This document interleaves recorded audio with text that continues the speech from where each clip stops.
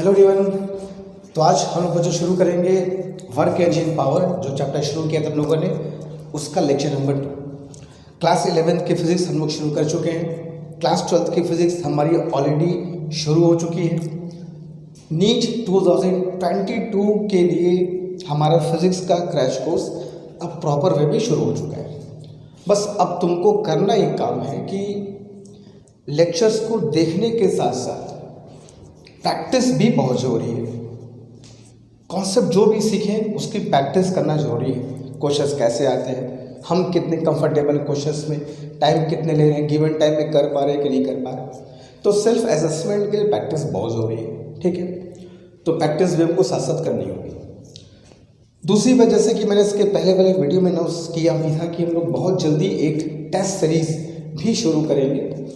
Class 11th की physics का पूरा, क्लास 12th की फिजिक्स का पूरा, जो भी हम लोग एक एक चैप्टर, एक एक टॉपिक पढ़ रहे हैं, हर चैप्टर के हर टॉपिक के हम लोग टेस्ट भी साथ साथ लेते चलेंगे, ताकि सेल्फ असेसमेंट भी होता रहे कि हमारी प्रिपरेशन कैसे चल रही है। ठीक है, अगर कमी है तो उसको देखेंगे, एनालिसिस करेंगे और उसको समय रहते हम लोग दूर भी करेंगे। ठीक है, चलो।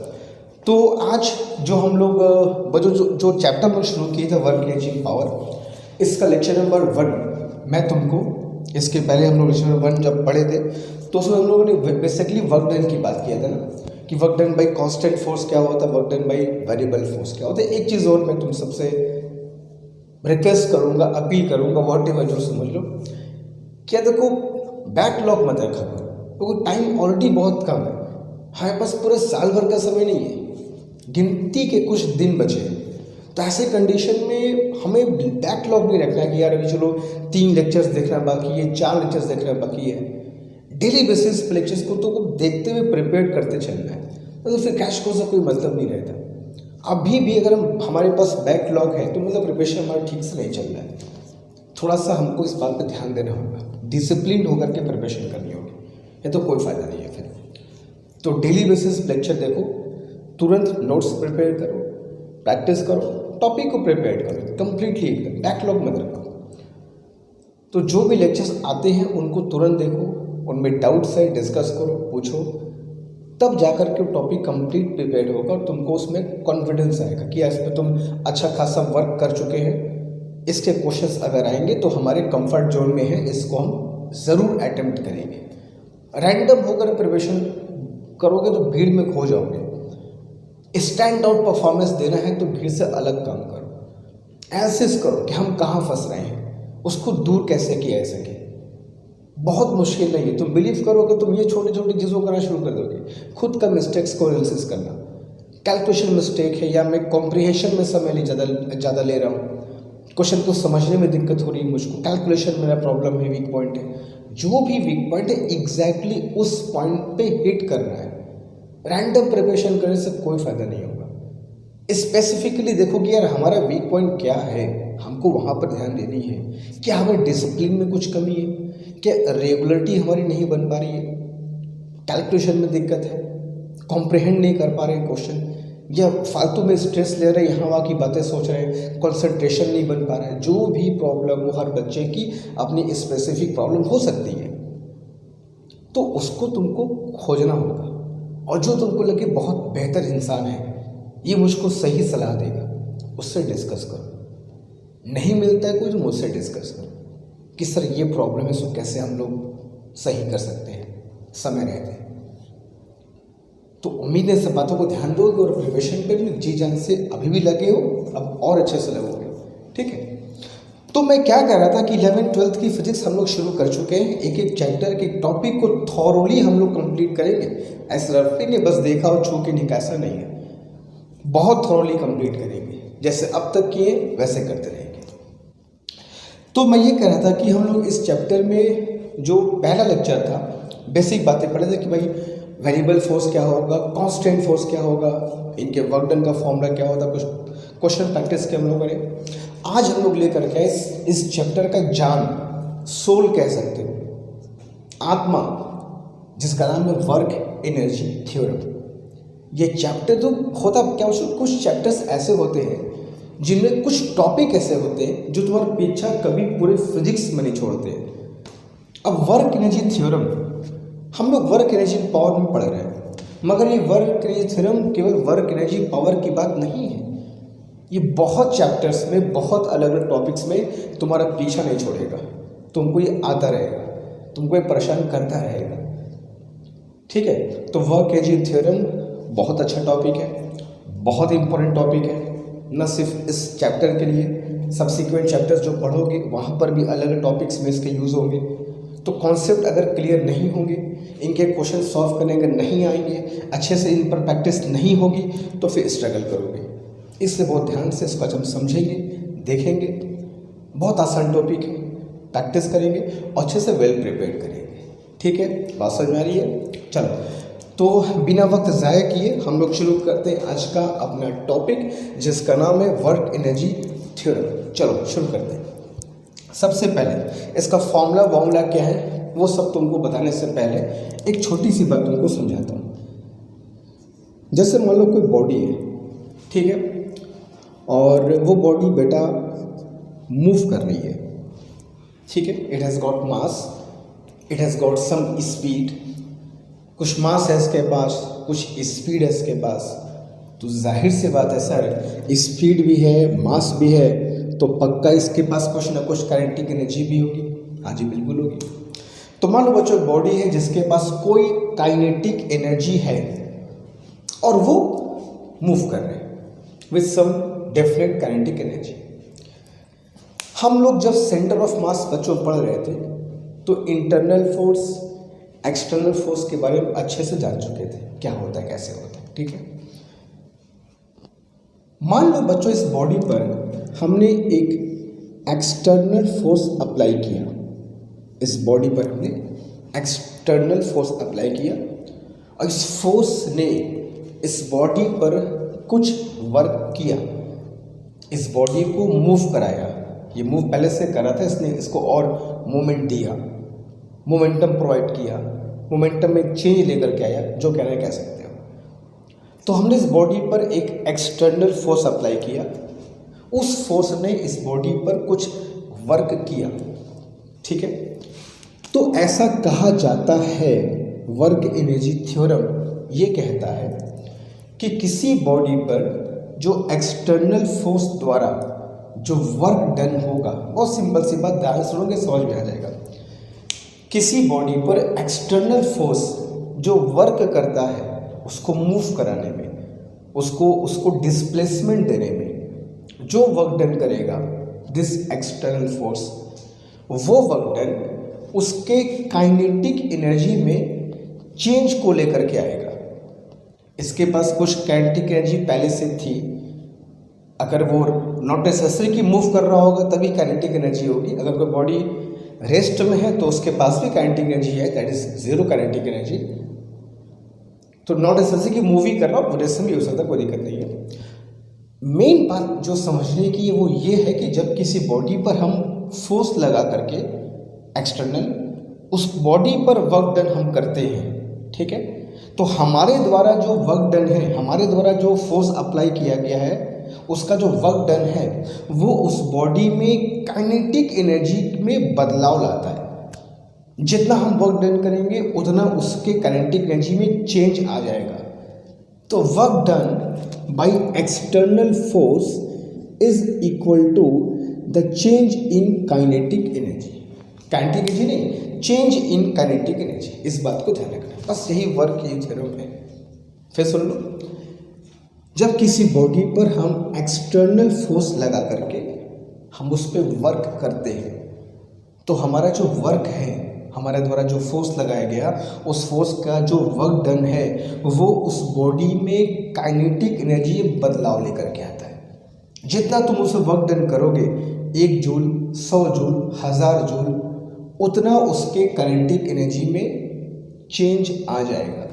अब यहाँ पर एक बात बहुत क्लियर कर दूँ, जो कॉमन परसेप्शन बच्चों के बीच होता है कि सर ने कहा चेंज, तो पता नहीं क्यों एक परसेप्शन से ऐसा होता है बच्चों के बीच कि सर चेंज मतलब बढ़ना, चेंज मतलब घटना भी होता है। नॉट नेसेसरली कि जो हम फोर्स लगाएं, जो हमारे द्वारा फोर्स लगाया गया है उससे वर्क डन हो, वो वर्क डन काइनेटिक एनर्जी को बढ़ाए, नॉट नेसेसरली।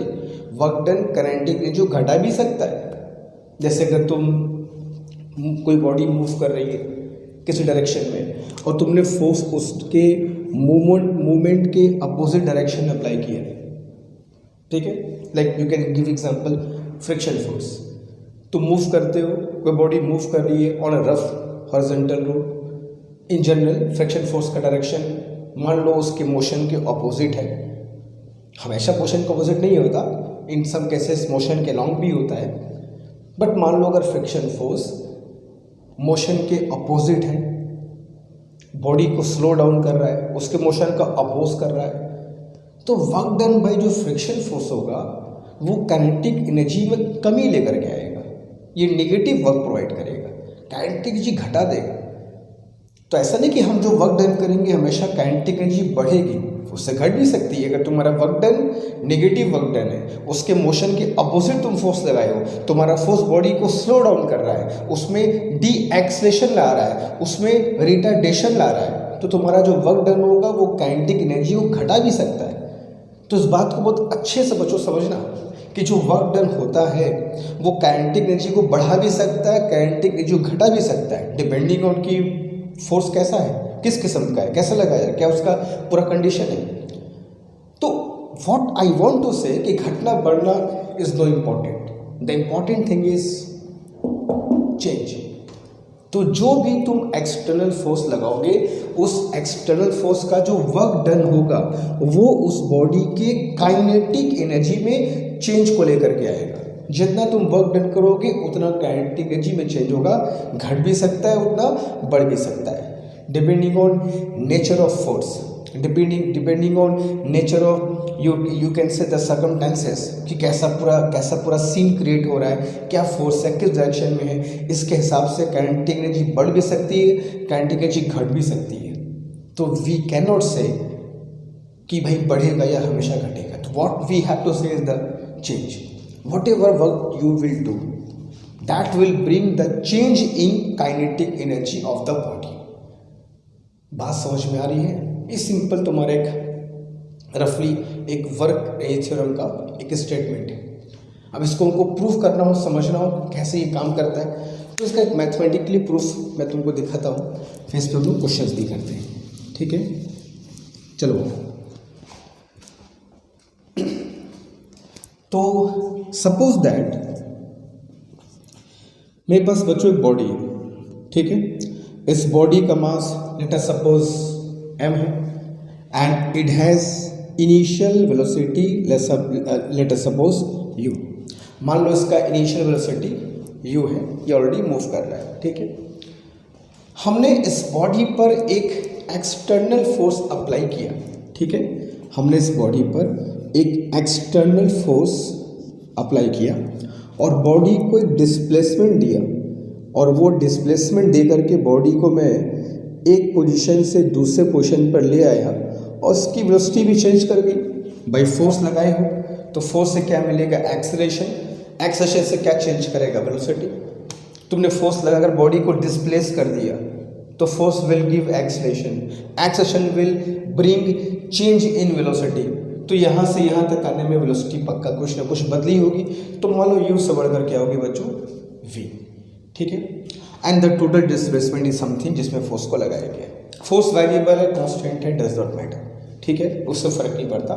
जो वर्क जो थ्योरम है वो कांस्टेंट फोर्स के लिए भी है, वो वेरिएबल फोर्स के लिए भी है, ठीक है, उससे फर्क नहीं पड़ता।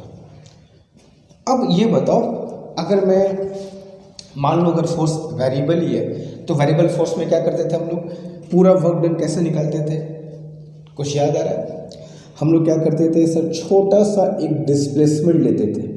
We use to take very very small displacement dx, अगर फोर्स वेरिएबल होता था तो, ठीक है। पूरा वर्क डन कैसे निकालते थे, छोटे से डिस्प्लेसमेंट का वर्क डन निकाल लेते थे और उसको फिर टोटल डिस्प्लेसमेंट में वी यूज टू इंटीग्रेट। तो अगर मैं dx डिस्प्लेसमेंट में वर्क डन फाइंड करूं तो जाहिर सी बात है वर्क डन ही बहुत छोटा होगा, बहुत छोटा वर्क डन होगा। तो this work done can be written as f dot dx, और अगर सेम डायरेक्शन में फोर्स और डिस्प्लेसमेंट तो simply force into displacement is equal to work done, ठीक है। और you can say force is equal to mass into acceleration, m into a into d x कह सकते हो, the work done is equal to, ठीक है। Now you can also say मास को ऐसे ही रख दो और एक्सेलेरेशन को rate of change of velocity कर दो d x as it is, कोई दिक्कत नहीं है, ठीक है। सो यू कैन से एक और स्टेप आ जाओ, मास एज इट इज़ है, अगर मैं D x by d t को एक साथ कर लूँ और डी वी को अलग कर लूँ तो भी कोई दिक्कत नहीं है, ठीक है। तो work done is equal to m is there, d x by d t को वेलोसिटी कह सकते हैं बच्चों, d x by d t is velocity v into d v, ठीक है, कोई दिक्कत नहीं है। अब ये तो बहुत स्मॉल से डिस्प्लेसमेंट का, अब डीवी क्या है, डीवी बच्चों यहाँ से यहाँ जो डिस्प्लेसमेंट है, इस छोटे से डिस्प्लेसमेंट के दौरान वेलोसिटी में चेंज, बराबर, कोई दिक्कत नहीं ना। D v is the change in velocity in this small displacement which is d x. तो ये तो भैया वर्क डन सिर्फ इस छोटे से डिस्प्लेसमेंट का है, जहाँ वेलोसिटी में डीवी के बराबर चेंज है उतने पार्ट का आपने वर्क डन निकाला, लेकिन वेलोसिटी तो u से v तक चेंज कर रही है। तो अगर मैं टोटल वर्क डन फाइंड करूँ, therefore total work done by the force w is equal to integration of m v dv from initial velocity to final velocity कर सकते हो, कोई दिक्कत नहीं है। If mass is constant you can take mass out of integration, and v का integration क्या होगा बच्चों, v के रिस्पेक्ट में v square by 2 and you apply the limit from u to v, ठीक है।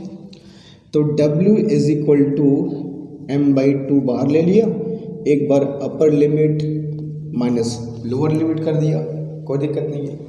So you can say w is equal to, अगर अलग अलग कर लूँ मैं तो इसको बोल सकता हूँ half m v square minus half m u square बोल सकता हूँ, half m v square minus half m u square. और हाफ एम वी स्क्वायर क्या होगा बच्चों, v इज फाइनल वेलोसिटी, तो हाफ एम वी स्क्वायर को बच्चों बोल सकता हूँ मैं final kinetic energy. Half m u square को क्या बोल सकता हूँ, अगर u इनिशियल वेलोसिटी है तो हाफ एम यू स्क्वायर को इनिशियल काइनेटिक एनर्जी बोल सकते हो। तो W इज इक्वल टू क्या आ गया, K final minus K initial. यही तो थ्योरम कहता है, यही तो थ्योरम कहता है बच्चों कि work done is equal to change in kinetic energy of the body, और you can say W is equal to delta K। किसी बॉडी पर जो वर्क डन होता है वो उस बॉडी में जो काइनेटिक एनर्जी में चेंज होगा उसके इक्वल होता है। क्लियर है, स्टेटमेंट क्लियर है, कॉन्सेप्ट क्लियर एकदम। The work done by external force, internal नहीं, उसकी अलग कहानी है, ठीक है। कंजर्वेटिव नॉन कंजर्वेटिव फोर्स हम लोग बात करेंगे तो उसकी बात हम लोग करेंगे। अभी एक्सटर्नल फोर्स की जो बात हम करें उसकी बात समझो। Work done by external force, किसी बॉडी पर जो एक्सटर्नल फोर्स का वर्क होता है वो उस बॉडी के काइनेटिक एनर्जी में चेंज के बराबर होगा। तुम जितना वर्क डन करोगे उसके काइनेटिक एनर्जी में उतना ही तुमको चेंज मिलेगा, ना उससे ज़्यादा ना उससे कम। बट मैं एक बार फिर तुमको याद दिला दूँ, ये चेंज एनर्जी घटा भी सकता है, एनर्जी बॉडी की बढ़ा भी सकता है, depending on nature of force, कि नेचर ऑफ फोर्स वहाँ पर कैसा है। जिस एक्सटर्नल फोर्स की हम बात कर रहे हैं वो फोर्स कैसा है, वो बॉडी को कैसा मोमेंटम दे रहा है, इस पर डिपेंड करेगा कि काइनेटिक एनर्जी घट रही है कि बढ़ रही है। आई मीन टू से ये तुम्हारा नेगेटिव भी हो सकता है, पॉजिटिव भी हो सकता है। The main thing is that change. तो चेंज को याद रखना, वही सब कुछ क्वेश्चन में सॉल्व होगा, ठीक है। तो this is your work energy theorem in the most simple way, ठीक है। तो इसे कॉपी कर लो, तो कुछ क्वेश्चंस करेंगे तब ये कहानी और अच्छे से क्लियर होगी। Do it fast.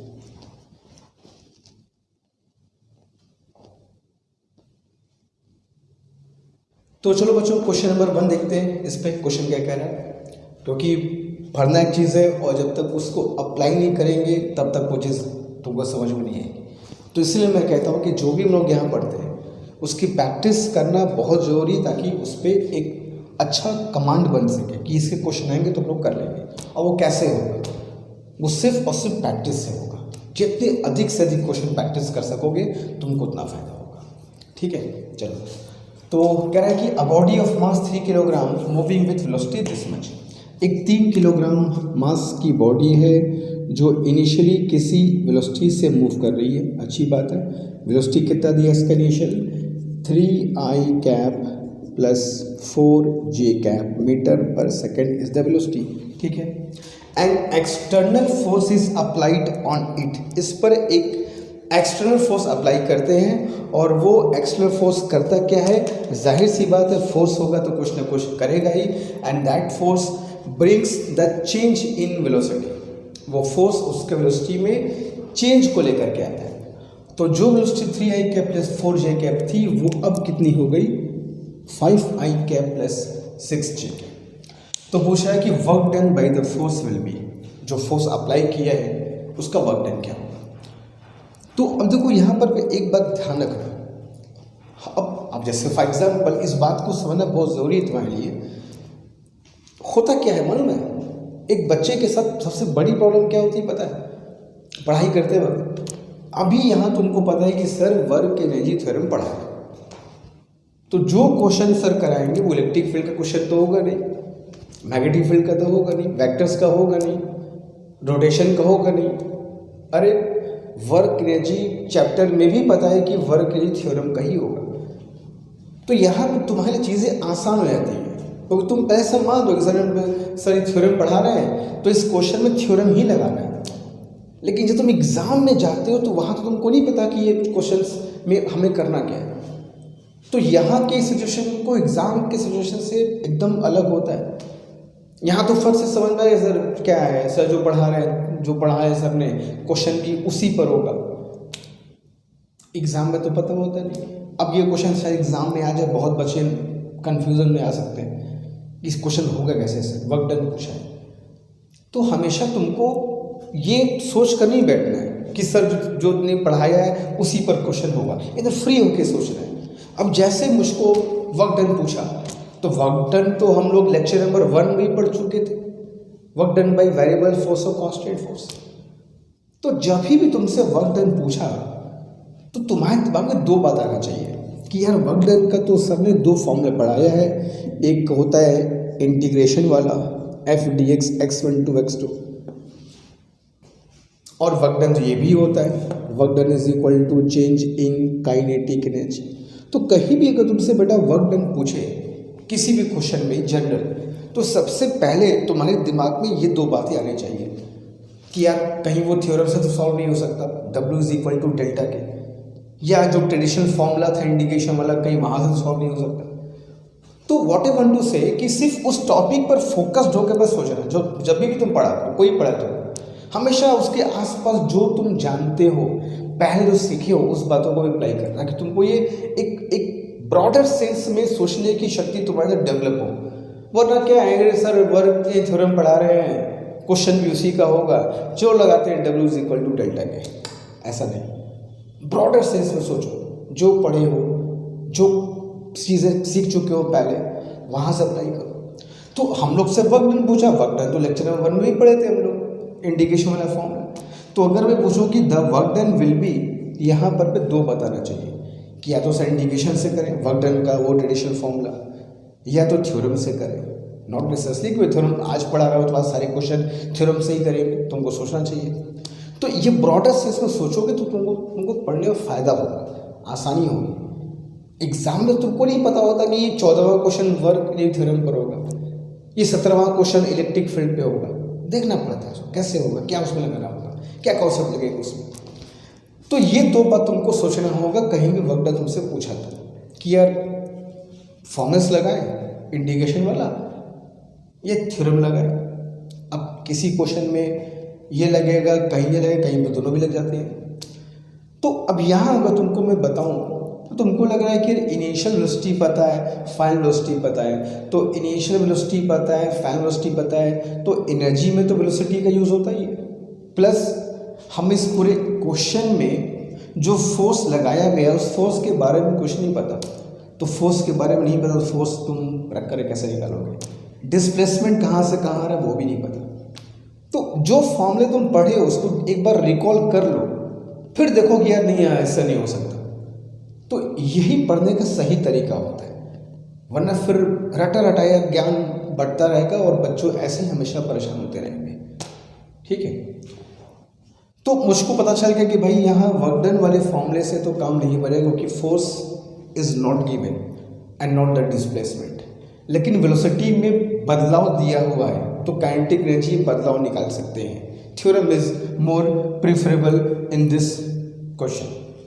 तो for that we all know that W is equal to change in kinetic energy which is K final minus K initial.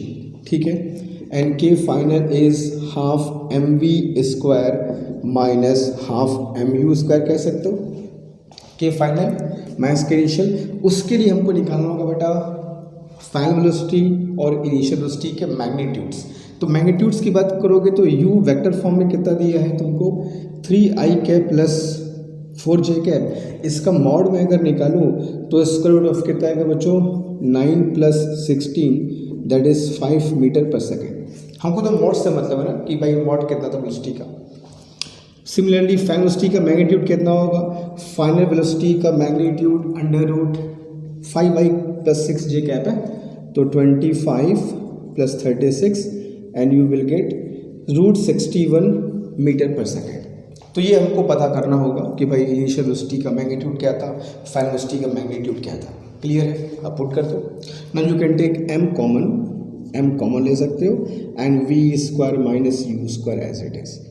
तो 1/2 mass of the body is 3 kilogram given है and v square final velocity का square 61 minus u square is 25। तो what you will get is 1/2 into 3 and 61 plus 25 करो बच्चों कितना आएगा 36। तो ये कितना हो जाएगा बच्चों 18 एंड 18 3 जा कितना हो जाएगा 54 जूल इज योर आंसर। ठीक है, तो 54 जूल वर्क डन करना होगा बाय द एक्सटर्नल फोर्स, ताकि उसकी velocity 3i plus 4j cap से बदल करके 5i प्लस 6j कैप हो जाए। ठीक है, आसान क्वेश्चन था, बेसिक था, अंडरस्टैंडिंग डेवलप करने वाला क्वेश्चन था कि जो पढ़े उसका क्या मतलब है, अप्लाई कैसे करेंगे। ठीक है, तो जल्दी करो, क्वेश्चन नंबर 2 की तरफ हम तुरंत चलते हैं। जल्दी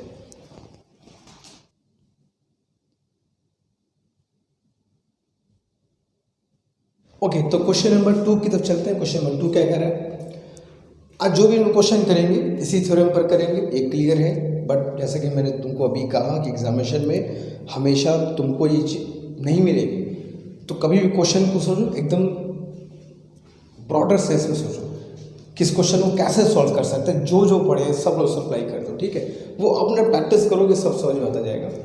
तो कह रहा है कि a body of mass m, एक m मास की बॉडी है जो एक वेलोसिटी से मूव कर रही है, और velocity changing as, velocity change कर रही है, वेरिएबल वेलोसिटी है, चेंज कर रही है with formula v is equal to a root x. ठीक है, तो चलो देखते हैं।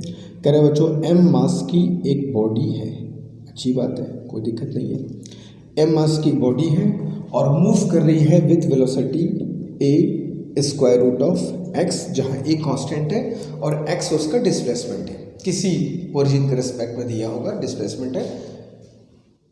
तो जिस डिस्प्लेसमेंट पर बॉडी होगी उस डिस्प्लेसमेंट पर बॉडी का अगर तुम वेलोसिटी फाइंड करना चाहते हो तो यहाँ पर बस x की तुमको वैल्यू पुट कर देनी है कि बॉडी कहाँ था और जहाँ था उसकी वेलोसिटी क्या थी, जस्ट x की तुम वहाँ वैल्यू पुट कर सकते हो।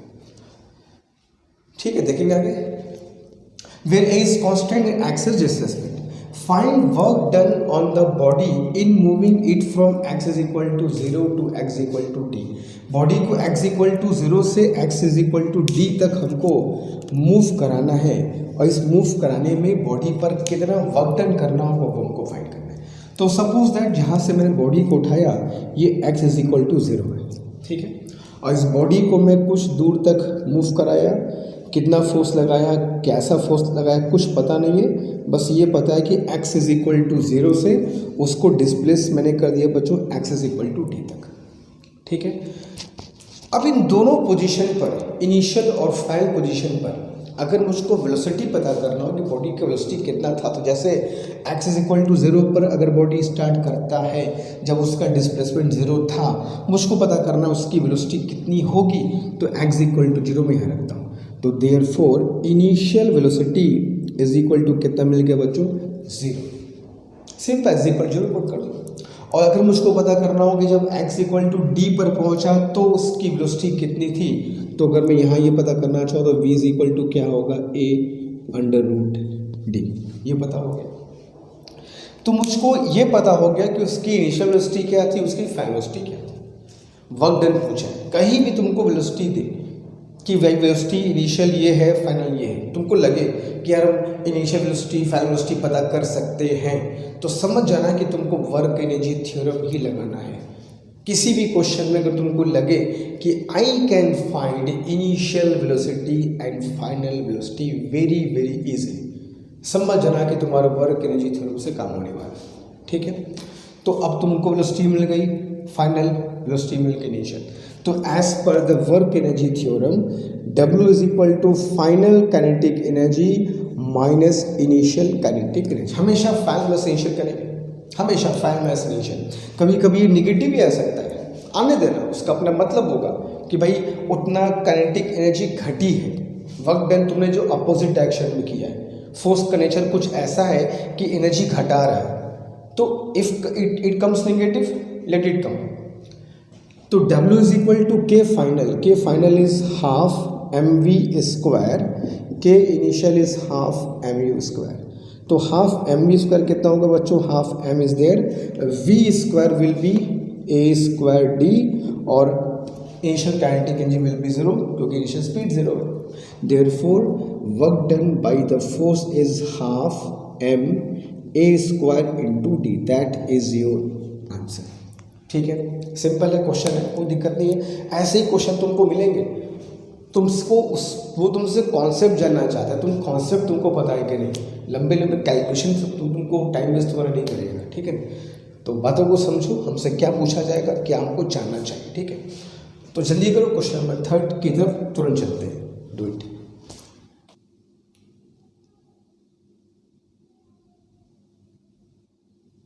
ओके, तो क्वेश्चन नंबर 3 के चलते हैं। क्वेश्चन नंबर 3 देखते हैं क्या कह रहा है कि a body of mass 3 kilogram, एक 3 किलोग्राम की body is moving such that, move कर रहा है such that its displacement changes with time as. अब ये जो बॉडी मूव कर रहा है, वॉट एवर मास इज, इसका जो डिस्प्लेसमेंट होगा, जाहिर सी बात है अलग अलग टाइम पर अलग अलग जगह पे होगा, कभी यहाँ पर हो, कभी यहाँ पर, कभी यहाँ पर। ठीक है, तो body will be at different position, at different displacement, at different time. किस टाइम पर बॉडी कहाँ होगा ये पता करने का जरिया हमको दे रखा है, as s is equal to 1/3 t square. ठीक है, इस फॉर्मूले से बच्चों हम ये पता कर सकते हैं कि किस टाइम पर बॉडी कहाँ पर होगी, बस तुमको वो t की वैल्यू यहाँ पुट कर देनी है। क्लियर है, जो दिया है वो क्लियर है। डिस्प्लेसमेंट का value in terms of time. आते हैं ऐसे क्वेश्चन, कहीं भी ऐसे क्वेश्चन आए, डिस्प्लेसमेंट दिया हो t के टर्म में कि अलग अलग टाइम पर अलग अलग डिस्प्लेसमेंट होगा, तुम पता कर सकते हो, और तुमसे वर्क डन पूछे, वर्क डन तुमसे पूछे, तुरंत समझना कि वर्क एनर्जी थ्योरम से हमारा काम होने वाला है। अब तुम कहोगे सर वर्क के थ्योरम में अभी आपने बताया कि what we need is the velocity initial and final, ताकि चेंज पता कर सके। यहाँ तो वेलोसिटी का नामो निशान नहीं है, या तो डिस्प्लेसमेंट दे रखा है, तो भैया परेशान क्यों होते हो, डिस्प्लेसमेंट टाइम के टर्म में दिया हुआ है, फट से आ जाएगी वेलोसिटी, तुरंत आ जाएगी वेलोसिटी, देखना कैसे आएगी। तो अब मैं इसको अगर डिफ्रेंशिएट करूँ तो v is equal to ds/dt हम सब जानते हैं, तो 1/3 हो गया बच्चों हमेशा की तरह कांस्टेंट, और t स्क्वायर का डिफ्रेंसिएशन t के रिस्पेक्ट में कितना होगा 2t, इतना हम सब जानते हैं, बेसिक चीज़ है। तो v इज इक्वल टू क्या होगा बालिकाओं 2/3 × t। ठीक है, अब वेलोसिटी का हमको इक्वेशन मिल गया टाइम के फॉर्म में, मिल गया। अब जिस भी वक्त तुमको वेलोसिटी चाहिए पता कर सकते हो, इनिशियल फाइनल कोई दिक्कत नहीं है। क्लियर है क्या हम फाइंड करने वाले हैं? हमें वेलोसिटी का इक्वेशन टाइम के फॉर्म में मिल गया, बस खत्म हो गया कहानी। अब जो तुमको पूछना है पूछो, हम फट से काइनेटिक एनर्जी में चेंज बता देंगे। तुमसे क्वेश्चन पूछा है बच्चों, फाइंड वर्क डन। हमको वर्क डन फाइंड करना है by the force on the body in first 2 second. First 2 second का मतलब ये हुआ कि अगर वो अपने मोशन को t इज इक्वल टू 0 से स्टार्ट करता है तो t इज इक्वल टू 0 से t is equal to 2 second तक what will be work done. 0 से 2 सेकेंड तक वर्क डन कितना होगा? तो क्या मैं ये पता कर लूँ 0 सेकेंड पर उसकी काइनेटिक एनर्जी कितनी थी? क्या मैं ये पता कर लूँ 2 सेकेंड पर उसकी फाइनल काइनेटिक एनर्जी कितनी थी? और दोनों का डिफरेंस ले लूँ, वर्क डन निकल जाएगा thanks to work energy theorem. और इनिशियल काइनेटिक एनर्जी निकालने के लिए हमको t इज इक्वल टू 0 पर स्पीड चाहिए होगी। और वो कैसे निकालोगे? v की वैल्यू t के टर्म में दी हुई है, तो t इज इक्वल टू 0 पर स्पीड पता करने के लिए यहाँ पे t is equal to 0 put कर दो, तो देयरफॉर इनिशियल स्पीड इज 0। भाई ये है क्या? ये तुमको एक सुविधा देता है, तुम्हें कन्वीनियंस देता है, तुम जिस भी समय पर वेलोसिटी चाहोगे निकाल सकते हो। तो मुझको t इज इक्वल टू 0 पर चाहिए तो मैं t इज इक्वल टू 0 पट कर दिया, v इज इक्वल टू 0 आ गया इनिशियल वेलोसिटी। अब इसके लिए मुझको क्या चाहिए होगा? फाइनल वेलोसिटी कितनी है? फाइनल वेलोसिटी के लिए मतलब t is equal to 2 second पर वेलोसिटी फाइंड करनी है।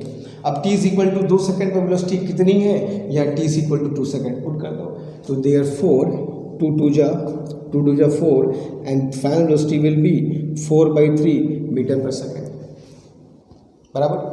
Now work done is as always work energy theorem के हिसाब से final kinetic energy minus initial kinetic energy, that is half m common ले लो बच्चों, v square minus u square. तो 1/2 m दे रखा है हमें कितना, बॉडी का मास कितना बच्चों 3 kilogram. v square is this much, तो 16/9, ठीक है, और minus initial velocity is 0, that's it. तो 2 8 जा 16, 3 जा 9, ठीक है। तो इसको सॉल्व करोगे इस तरह से कितना है बच्चों? 8/3 joule is your simple answer. Clear है? आसान सा क्वेश्चन था।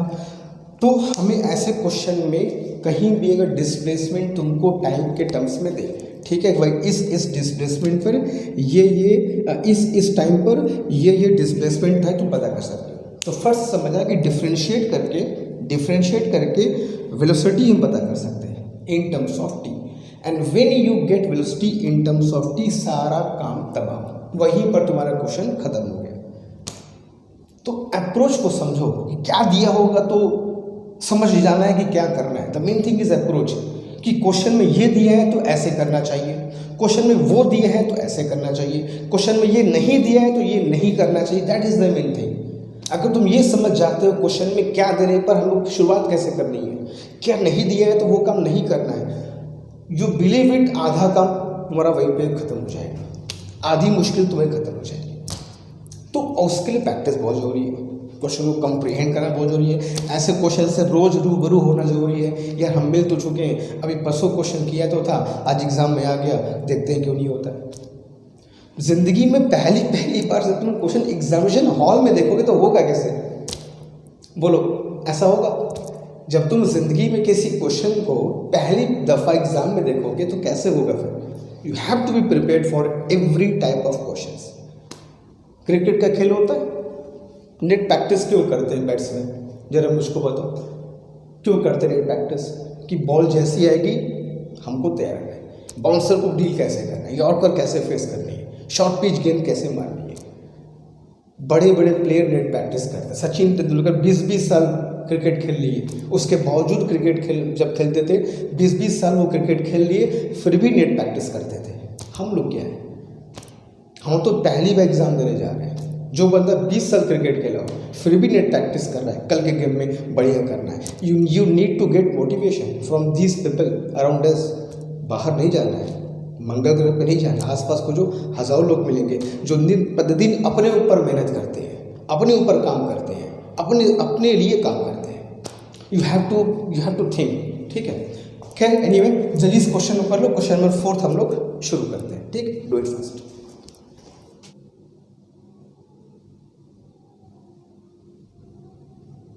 ओके तो बच्चों क्वेश्चन नंबर 4 की तो क्वेश्चन नंबर बहुत बेहतरीन क्वेश्चन है, बहुत छोटा है मगर बहुत ही कॉन्सेप्चुअल है और ऐसे क्वेश्चन ही तुम्हारे एग्जामिनेशन में आते हैं और तुमको अच्छे से इन क्वेश्चंस के लिए अपने आप को तैयार रखना होगा, ठीक है। क्वेश्चन क्या है देखते हैं, इत्मीनान से उसको समझेंगे, बहुत अच्छे से क्लियर माइंड से उसके अप्रोच को, मेथड को देखेंगे, बस देखना कैसे क्वेश्चन सॉल्व होता है।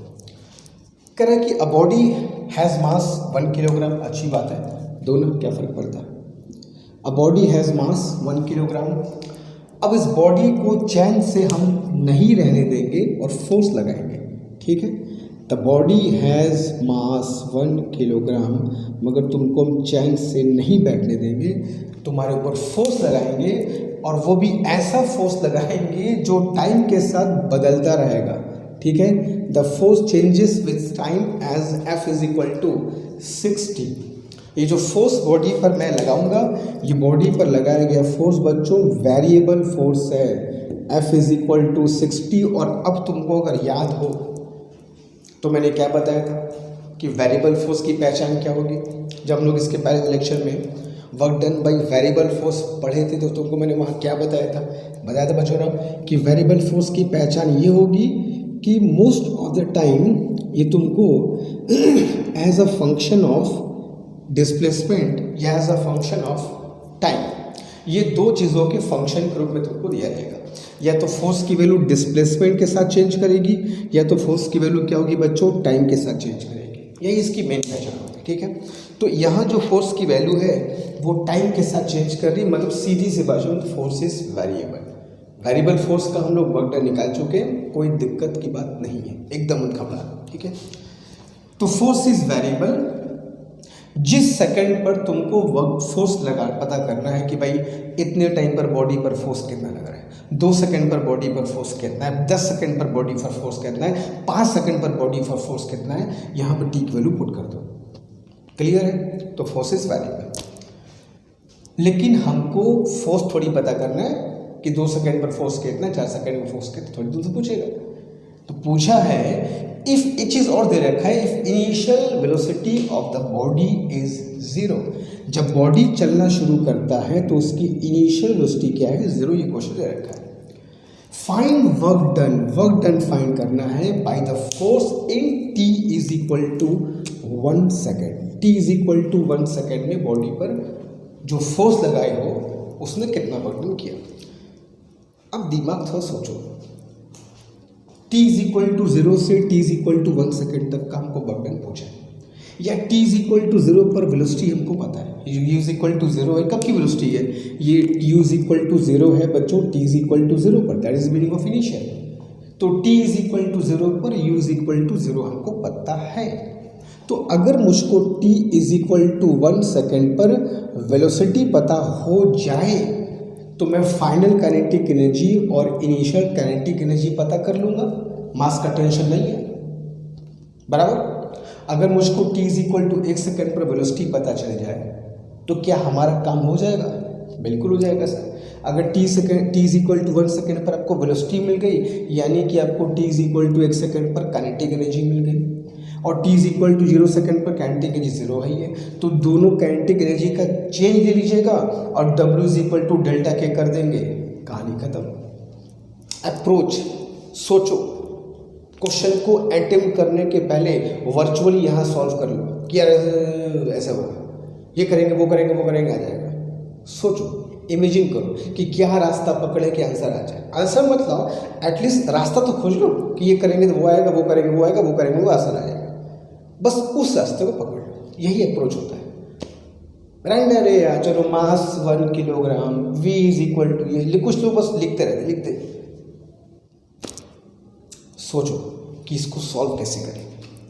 बराबर, बात क्लियर है। तो t is equal to 1 second पर उसको वेलोसिटी मिल जाए, हमको सारा जहान मिल जाएगा, एटलीस्ट इस क्वेश्चन का जहान तो मिल जाएगा। तो सब काम धाम छोड़ करके t is equal to 1 second पर वेलोसिटी के पीछे पड़ते हैं। ठीक है, अब वेलोसिटी पता कैसे करें sir? t is equal to 1 second पर फोर्स तो पता कर सकते हैं, t is equal to 1 second पर फोर्स तो पता कर सकते हैं। फोर्स दिया है टाइम के टर्म्स में, वेलोसिटी कहाँ दिया है टाइम के टर्म्स में, निकल जाएगा, मत टेंशन लो, निकल जाएगा। कैसे निकलेगा देखो, F इज इक्वल टू 60 होता है दिया है, and since A is equal to F by m thanks to Newton. ठीक है, तो 60 by 1 mass is 1 kilogram, A is equal to 60। ठीक है, तो A इज इक्वल टू 60 और A इज इक्वल टू क्या होता है बच्चों, dV बाई dt भी तो होता है, इज इक्वल टू 60। ठीक है, तो dV इज इक्वल टू क्या हो गया प्यारे बच्चों, इसको उधर भेज दो 60 इंटू dt। अब dV से V चाहिए, तो dV से V कौन देगा सर? dV से V तो इंटीग्रेशन ही दे सकता है। ठीक है, जब टाइम जीरो है, जब टाइम जीरो है तो वेलोसिटी जीरो है। बराबर, जब टाइम 1 सेकेंड है तो वेलोसिटी मुझको पता करना है, let us call this V dash. Clear है, लिमिट क्लियर है। 0 सेकेंड पर वेलोसिटी 0 है, 1 सेकेंड पर वेलोसिटी V डैश है। ठीक है, तो dV का इंडिकेशन क्या होगा बच्चों? dV का इंडिकेशन क्या होगा? V from 0 to V dash. 6 is constant. t का इंडिकेशन t के रिस्पेक्ट में क्या होगा बच्चों? t square by 2 from 0 to 1।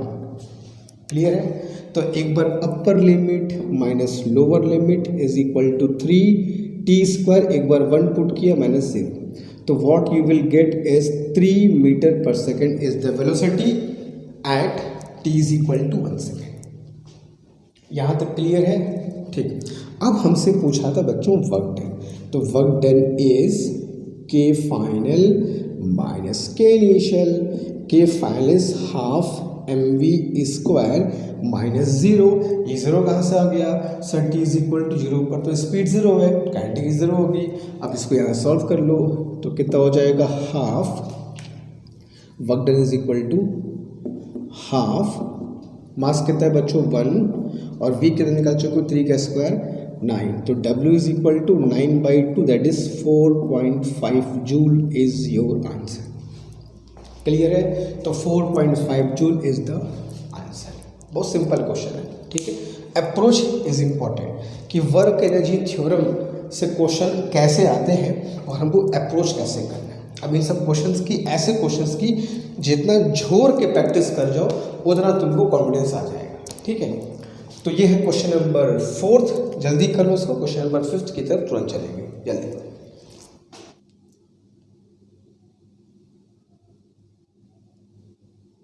Okay, तो क्वेश्चन नंबर 5 की तरफ चलते हैं। 5th क्वेश्चन देखते हैं क्या कह रहा है। एक बॉडी है जिस पे फोर्स लगाया गया है, force given is 2x plus 3 Newton. अब ये फोर्स की शक्ल देखते ही समझ में आ गया कि इसमें x आ रहा है। फोर्स की वैल्यू पोजीशन पर डिपेंड कर रही है, डिस्प्लेसमेंट के हिसाब से बदल रही है, मतलब फोर्स इज वेरिएबल। ठीक है, तो फोर्स वेरिएबल है, x इज डिस्प्लेसमेंट, अच्छी बात है। Is applied on a body of mass 2 kilogram. 2 kilogram mass के बॉडी पर इस फोर्स को हम लगाते हैं। ठीक है, अब बॉडी का हालचाल क्या है? तो बॉडी का हालचाल ये है कि the body starts with origin. Body origin पर रखी हुई है शुरू में, विथ रेस्ट, और स्टार्ट करता है बच्चों विथ रेस्ट। अच्छी बात है, करने तो मेरे कहता है। Find its velocity at x is equal to 3 meter. x is equal to 3 metre पर उस बॉडी की वेलोसिटी क्या होगी तुमसे पूछा गया। अब इसमें हम क्या करें सर? फोर्स वेरिएबल दिया हुआ है, वेलोसिटी पूछी गई है, तो अब यहाँ पर हमको थोड़ा सा ध्यान रखना होगा कि फोर्स वेरिएबल फोर्स के वर्क डन को हम लोग फाइंड कर सकते हैं कि work done by variable force क्या होता है, और वो वर्क डन क्या होता है? चेंज इन काइनेटिक एनर्जी के बराबर होता है, और काइनेटिक एनर्जी में वेलोसिटी का जिक्र होता ही है। तो मतलब हम लोग वर्क डन और एनर्जी जो पढ़े हैं उसी से इसका कुछ हमारा क्वेश्चन सॉल्व होगा, ठीक है। बट बिफोर दैट इसको अगर मैं तुमको एक फिगर समझाऊँ तो क्वेश्चन कुछ यूँ कहना चाह रहा है बच्चों कि एक बॉडी है जो ओरिजिन पे रखी हुई है और स्टार्ट करती है विथ ओरिजिन मतलब एक्स इक्वल टू 0 से, स्टार्ट करती है ओरिजिन से और स्टार्ट कैसे करती है विथ रेस्ट। चुपचाप पढ़िए, रेस्ट में तुम आए पीछे से फोर्स लगाए, पीछे से फोर्स लगाए और फोर्स कैसा लगाए तो फोर्स लगाए 2x + 3, यानी जब x इक्वल टू 0 है तो शुरुआत में तुमने कितना फोर्स लगाया 3 न्यूटन। ऐसे ही x बढ़ता जाएगा, फोर्स इस पर बढ़ता जाएगा। तो शुरुआत कितने फोर्स से किया 3 न्यूटन। कैसे 3 न्यूटन, जब x इक्वल टू 0 पुट करोगे फोर्स कितना आएगा 3। तो बॉडी था रेस्ट में, फट से 3 न्यूटन का फोर्स लगाया और 3 को धीमे धीमे क्या करते गए, बढ़ाते गए। जैसे ऐसे बॉडी आगे बढ़ती गई, x बढ़ता गया, फोर्स हमारा क्या हो गया, बढ़ता गया। मतलब what I can say, start हमने किया 3 न्यूटन फोर्स से और धीमे धीमे बॉडी आगे बढ़ती गई, फोर्स बढ़ता गया, बॉडी आगे बढ़ती गई, फोर्स बढ़ता गया, बॉडी आगे बढ़ती गई, फोर्स बढ़ता गया। कुछ ऐसा हो रहा होगा, कुछ ऐसी पिक्चर बन रही होगी। तो जब वो बॉडी x = 3 मीटर पर पहुंच जाए, जब वो बॉडी x = बच्चों 3 मीटर पे पहुंच जाए तो उसकी वेलोसिटी क्या होगी अगर शुरुआत करता है 0 से। तो क्वेश्चन एकदम पानी की तरह साफ है कि नहीं बताओ, एकदम क्रिस्टल क्लियर है ना कि क्वेश्चन पूछा क्या है। अरे नहीं होगा सोल्यूशन देखा जाएगा, पहले क्वेश्चन क्लियर है ना। चलो बस उतना काफ़ी है, उतना भी समझ गए, शुरुआत अच्छी है। चलो कैसे करेंगे, तो work done by variable force हम जानते हैं sir, integration f/dx from x1 to x2 होता है। ये होता है work done by variable force. आप ही नहीं पढ़ाया है अभी, आपने ये भी पढ़ाया है कि वर्क डन जो होता है सर काइनेटिक एनर्जी में चेंज के इक्वल होता है, डेल्टा के इक्वल होता है। तो this will be equal to f/dx x1 to x2, कोई दिक्कत नहीं है। डेल्टा के इज के फाइनल माइनस के इनिशियल कह सकते हो। एंड यहाँ पर मैं लिमिट, अच्छा ठीक है लिमिट बाद में पुट कर देंगे फोर्स की वैल्यू के साथ। एंड इंटीग्रेशन f कितना है बच्चों, चलो हम लोग बाद में इकट्ठे पुट करेंगे। अब इसको मैं symbolically f/dx x1 to x2 बोलता हूँ। अब सुनो, जब x = 0 है शुरुआत में तो उसकी स्पीड 0 है, यानी कि initial kinetic energy will be 0, ठीक है। तो यू विल हैव kf मतलब x = 3 पर काइनेटिक एनर्जी। तो x = 3 पर काइनेटिक एनर्जी को मैंने क्या बोल दिया, ½ mv², x = 3 पर, यहीं से स्पीड निकलेगी। Initial is 0। Now integration f/dx, f कितना है बच्चों, f है सर 2x + 3 dx और इंटीग्रेशन कहाँ से कहाँ करना है, 0 to 3, ठीक है।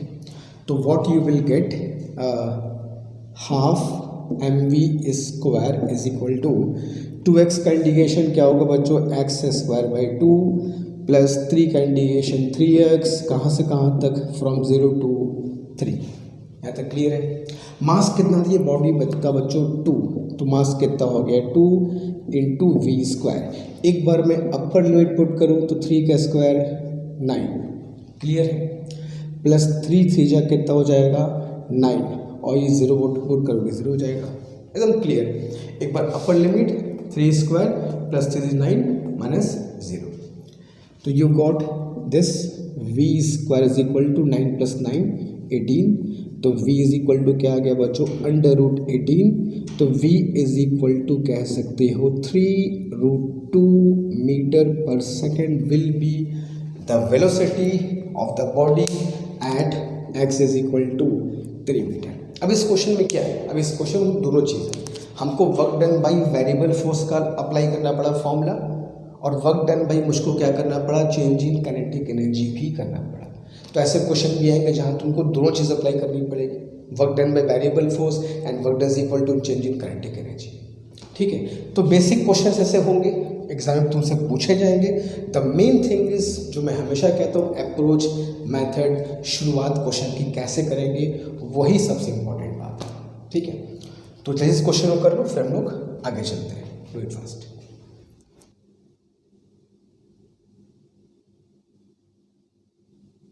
ओके, तो आज बच्चों में स्टॉप करूँगा यहाँ पर पे, क्योंकि आज मुझको जो बताना था वर्क एनर्जी थ्योरम का बेसिक कॉन्सेप्ट और उससे क्वेश्चंस कैसे आते हैं वो तुमको समझाना था, वो तुमको मैं समझा दिया और उम्मीद करता हूँ कि अच्छे से बात समझ में आई होगी। एक तुम सबसे रिक्वेस्ट होगा मेरा कि जो भी तुम्हारे आस पास साथ के बच्चे हैं, तुम्हारे साथ नीट की प्रिपरेशन कर रहे हैं, फिजिक्स पढ़ रहे हैं, उन सबसे ज़रूर से को शेयर करो। और अगर नए बच्चे हो तो जब भी चैनल पर आया करो तो बेल आइकन ज़रूर प्रेस किया करो, ताकि जो न्यू लेक्चर्स आएंगे तुमको तुरंत दिख जाए, यानी कि 2 दिन बाद 3 दिन बाद देखा तो यार लेक्चर्स आ चुके मैंने प्रिपेयर नहीं है। What I don't want is the backlog, ठीक है। What I don't want is the backlog नहीं होना चाहिए। साथ साथ चलोगे, डेली लेक्चर्स कंप्लीट करोगे, फटाफट कोर्स कंप्लीट होगा, प्रिपरेशन अच्छे से होगी, ठीक है। तो चीज़ों को शेयर करो और लोगों तक भी बात पहुँचे जो फिज़िक्स में स्ट्रगल कर रहे हैं, जिनके बेसिक्स बहुत कमज़ोर हैं, जिनको फिज़िक्स की पी भी नहीं आती, एकदम उन तक इस बात को पहुँचाओ, एकदम अच्छे से बात समझ में आ जाएगी, ठीक है। तो आज के इतना ही, मिलेंगे नेक्स्ट क्लास में। नेक्स्ट क्लास में क्या पढ़ने, नेक्स्ट क्लास में बहुत शानदार चीज़ पढ़ने वाले, स्प्रिंग, एकदम पुर्जा खोल के तुम्हारे सामने रखूँगा स्प्रिंग से क्वेश्चंस कैसे आते हैं। और एक चीज़ और, तुम्हारे क्वेश्चंस के प्रैक्टिस करने के लिए पीडीएफ में अरेंज कर रहा हूँ और जल्दी पीडीएफ के बारे में एक नोटिफिकेशन तुमको आएगी कि तुमको पीडीएफ कैसे मिलेंगे और तुम प्रैक्टिस कैसे करोगे, ठीक है। और लेकिन तब तक मैंने कहा था कि एससी और की बुक के जो ऑब्जेक्टिव क्वेश्चंस हैं उन पे अच्छे से काम करते रहो, वो तुमको बहुत हेल्प करेंगे, कॉन्सेप्ट्स भी क्लियर करेंगे और प्रैक्टिस भी तुम्हारे अच्छे से करेंगे, ठीक है। तो आज का सिर्फ इतना ही, बच्चों मिलेंगे नेक्स्ट क्लास में जहाँ हम लोग स्प्रिंग की बात करेंगे और अलग अलग टाइप के क्वेश्चन करेंगे। इस बहुत क्वेश्चंस और भी आते हैं, अभी सिर्फ फ्रिक्शन की एंट्री होगी, ठीक है। फ्रिक्शन की एंट्री होगी तो बिजनेस का एक और रूप तुमको सब दिखाई पड़ेगा, वर्क एनर्जी थ्योरम का एक और रूप तुम्हारे सामने भी आएगा जब से फ्रिक्शन की एंट्री होगी, ठीक है। तो आज के सिर्फ इतना ही, मिलेंगे नेक्स्ट क्लास में ढेर सारे क्वेश्चन के साथ, ढेर सारे नए कॉन्सेप्ट्स के साथ, ठीक है। Thank you so much.